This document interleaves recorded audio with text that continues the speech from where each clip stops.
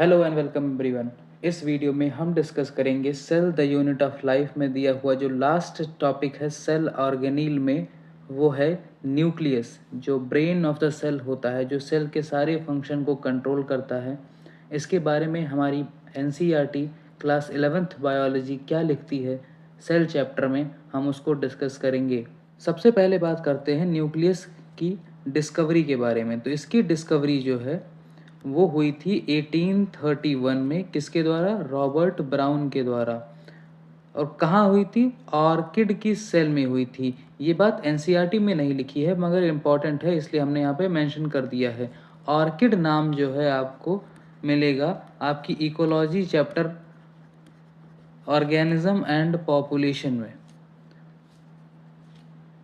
इसके बाद क्या हुआ, एक साइंटिस्ट थे फ्लेमिंग जिनका नाम था, ये स्टेनिंग करते थे। तो इन्होंने जो बेसिक डाई एनिलीन है, एनिलीन जो है उसमें NH3 ग्रुप होता है जो कि एक बेस होता है, तो ऐसी बेसिक डाई से इसकी स्टेनिंग की थी जो न्यूक्लियस का मटेरियल था, और उसको क्रोमैटिन कहा।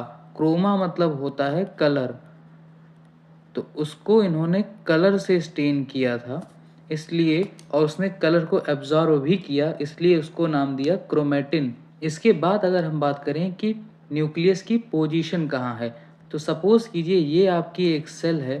तो इस सेल में जनरली क्या होता है, सेंटर में न्यूक्लियस प्रेजेंट होता है। मगर दो ऐसे एग्जाम्पल हैं। एक तो हमारी प्लांट सेल, इस प्लांट सेल में जो न्यूक्लियस है वो कॉर्नर पे प्रेजेंट होता है। क्यों? क्योंकि यहाँ पे लार्ज वैक्यूल प्रेजेंट होता है, जिसकी वजह से जो न्यूक्लियस है हमारा वो कॉर्नर पर खिसक जाता है। और एक है एडिपोसाइट्स। ये एडिपोज टिश्यू जो होता है उसका काम होता है फैट स्टोर करना, फैट को स्टोर करना। तो फैट को स्टोर करने के लिए इसको जगह चाहिए ज़्यादा, क्योंकि वो फूल जाता है। तो इसका भी न्यूक्लियस जो है वो कॉर्नर पे खिसक जाता है। तो इन दो को एक्सेप्शन मानकर बाकी सब में ये जनरली सेंट्रल ही होता है सेल के अंदर में।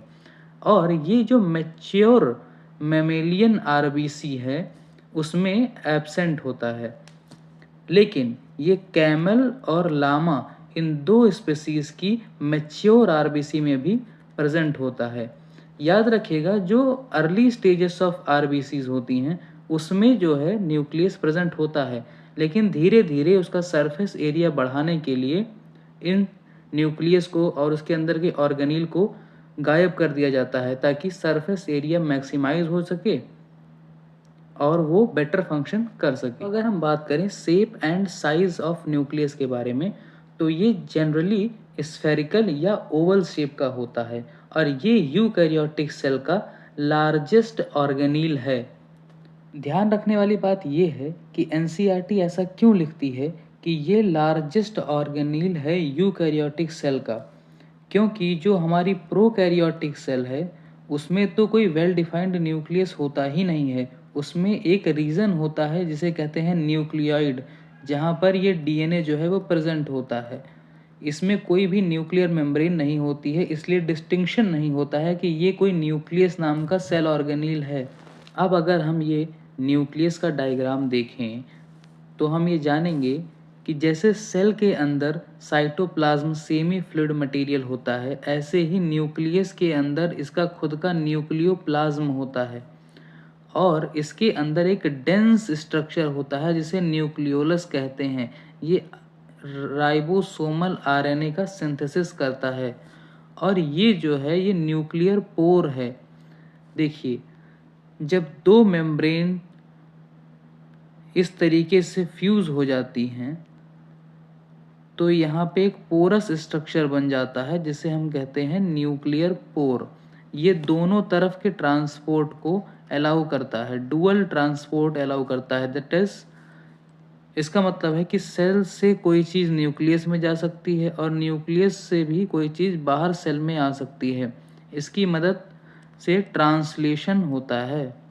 ट्रांसलेशन में जब ट्रांसक्रिप्शन के द्वारा आरएनए बन जाता है न्यूक्लियस के अंदर, तो उसको भेजा जाता है साइटोप्लाज्म में। और न्यूक्लियस के पास अपनी खुद की एक मेम्ब्रेन होती है जिसे हम न्यूक्लियर मेम्ब्रेन कहते हैं। यही डिफरेंस होता है प्रोकैरियोटिक और यूकैरियोटिक सेल में। जैसे सेल का एनवेलप होता है जिसे सेल एनवेलप कहते हैं, ऐसे ही न्यूक्लियस का एनवेलप होता है यानी आउटर कवरिंग होती है जिसे न्यूक्लियर एनवेलप कहते हैं। ये डबल मेम्ब्रेनस होती है, दैट इज दो मेम्ब्रेन होती हैं, एक आउटर मेम्ब्रेन होगी और एक इनर मेम्ब्रेन होगी। इन दो मेम्ब्रेन के बीच में इंटर, दो के बीच में आया मतलब इंटर मेम्ब्रेनस फ्लूइड भरा होगा। जो आउटर मेम्ब्रेन है वो ईआर के साथ यानी इंडोप्लाज्मिक रेटिकुलम के साथ में कंटिन्यू होती है, जहाँ पर राइबोसोम्स प्रेजेंट होते हैं। इसको रफ इंडोप्लाज्मिक रेटिकुलम कहते हैं जो प्रोटीन सिंथेसिस में इन्वॉल्व होता है। इलेक्ट्रॉन माइक्रोस्कोपी, ये एनसीईआरटी की लाइन है। जब इलेक्ट्रॉन माइक्रोस्कोपी की डिस्कवरी हो गई तो उसने न्यूक्लियर इन्वेलप के कॉम्प्लेक्स स्ट्रक्चर को रिवील किया, मतलब बताया कि वो स्ट्रक्चर कैसा होता है, जिसमें दो पैरेलल मेम्ब्रेन्स होती हैं। देखिए ये वैसे तो सर्कुलर होता है यानी स्फेरिकल या ओवल होता है, तो यहाँ पर हम दोनों मेम्ब्रेन को पैरेलल कैसे कह सकते हैं? अगर हम यहाँ टेंजेंट ड्रॉ करें तो ये टेंजेंट जो है वो पैरेलल हैं, इसीलिए एनसीईआरटी लिखती है two parallel membranes with space between 10 to 50 nanometre.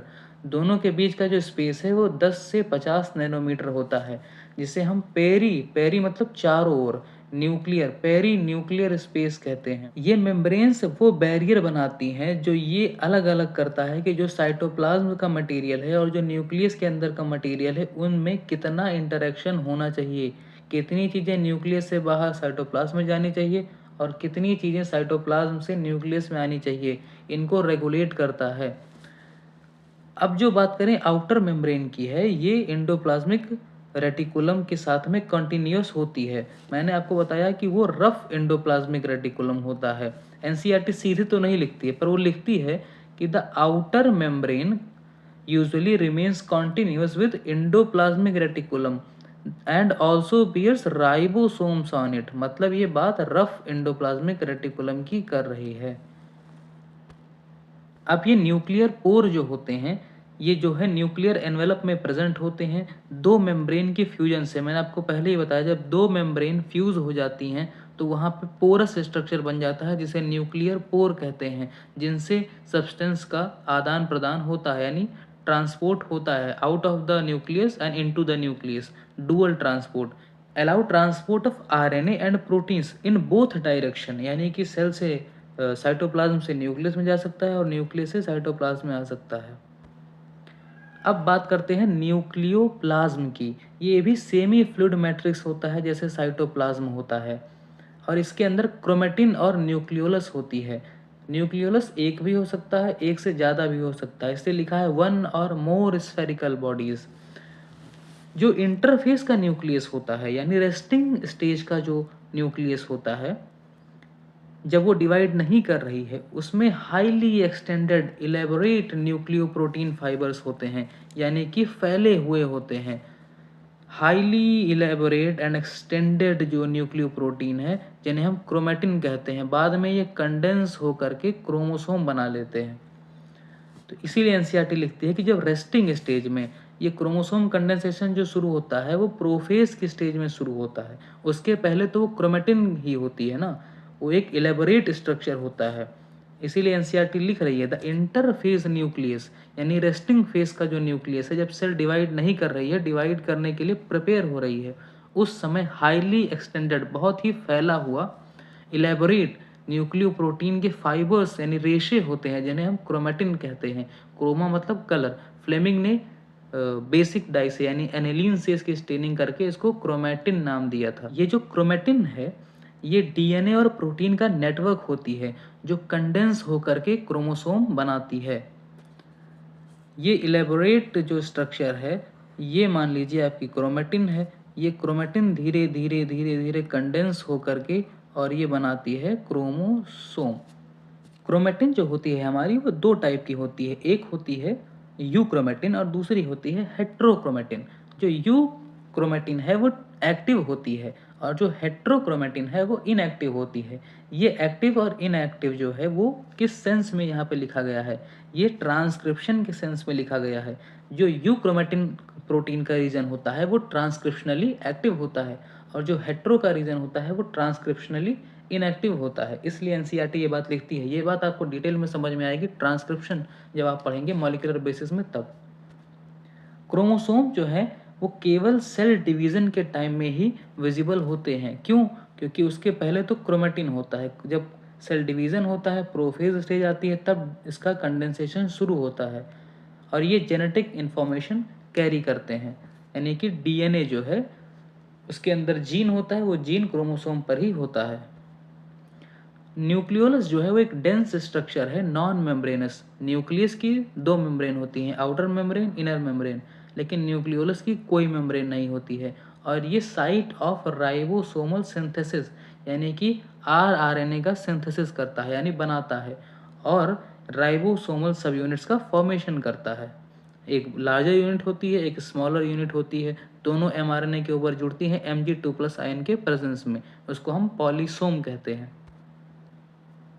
Nucleus का आखिर फंक्शन क्या है? इसको ब्रेन ऑफ द सेल कहते हैं। ये पूरी सेल का फंक्शन जो है उसको कंट्रोल करता है। इसी के पास कोड्स होते हैं जो डायरेक्शन देते हैं सेल को कि कैसे कैसे काम करना है, और ये जेनेटिक मटेरियल को स्टोर करती है और सेल डिवीजन को रेगुलेट भी करती है। सारी सेलुलर एक्टिविटीज से कंट्रोल न्यूक्लियस के ही हाथ में होता है। सामान्यतः अगर देखें तो एक सेल में एक ही न्यूक्लियस प्रेजेंट होता है, लेकिन ऐसा ज़रूरी नहीं है। एक से ज़्यादा भी न्यूक्लियस होता है। ऐसी स्टेज को कहते हैं मल्टी न्यूक्लिएट स्टेज। ये जो मल्टी न्यूक्लिएट स्टेट है या स्टेज है, ये दो तरीके से होती हैं। एक तो सिंशियम और दूसरी सिनोसिटिक। चेक करते हैं, ये जो सिंशियम वर्ड आप देख रहे हैं, सिन सिन मतलब होता है फ्यूज़न। जब दो सेल हैं और ये दोनों सेल के पास अपना अपना न्यूक्लियस है, और ये दोनों सेल अगर फ्यूज हो जाती हैं और ये एक ही सेल बन जाती हैं, तो इसमें दो न्यूक्लियस हो गए, यानी कि ये मल्टी न्यूक्लिएट हो गई, और इसे सिंशियम कहेंगे क्योंकि ये फ्यूजन से बनी है।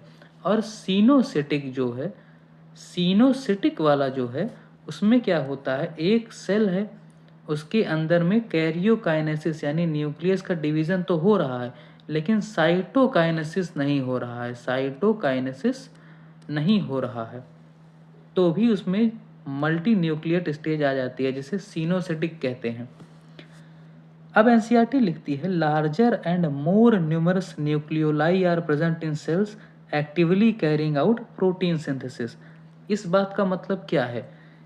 बड़े बड़े और ज़्यादा नंबर में न्यूक्लियोलाई प्रेजेंट होते हैं उस सेल में जो प्रोटीन सिंथेसिस ज़्यादा करती हैं, क्योंकि ज़्यादा प्रोटीन करने के लिए क्योंकि ज़्यादा प्रोटीन बनाने के लिए ज़्यादा न्यूक्लियोलस की ज़रूरत होगी।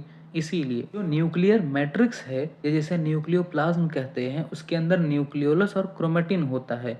न्यूक्लियोलाई जो होते हैं वो स्फेरिकल स्ट्रक्चर्स होते हैं जो न्यूक्लियोप्लाज्म में प्रेजेंट होते हैं, और जो न्यूक्लियोलस का कंटेंट है वो न्यूक्लियोप्लाज्म के साथ कॉन्टिन्यूस होता है, क्योंकि उसमें कोई मेम्ब्रेन तो होती ही नहीं है, तो उसका जो मटेरियल है वो न्यूक्लियोप्लाज्म के साथ कॉन्टिन्यूस होगा, कोई डिस्टिंक्शन नहीं होगा, अलग अलग नहीं होगा, क्योंकि डिस्टिंक्शन या लिमिटिंग स्ट्रक्चर तो मेम्ब्रेन होती है और उसके पास तो कोई मेम्ब्रेन ही नहीं है।